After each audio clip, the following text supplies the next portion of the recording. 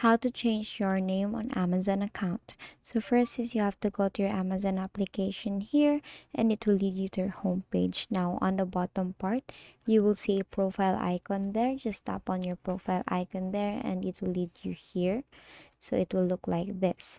Now all you have to do next is, as you can see, your name is under Jane. Hello Jane. So on the right side, you will see a profile icon or your profile there or your image.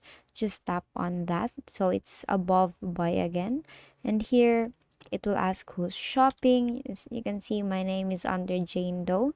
Just tap on view here. You will see your profile icon, and on the under that you will see your name. As you can see, it's Jane Doe. So you will see a pen or a pencil beside that. Just tap on that, and here you can change your name and then tap on continue here. And as you can see, your profile name is now changed, and basically that is how you change your name on Amazon account. So if it doesn't work, make sure that you have updated your Amazon application. And that is all for today. If this video helped you, please give us some thumbs up and subscribe to our YouTube channel for more tutorials. Thank you for watching.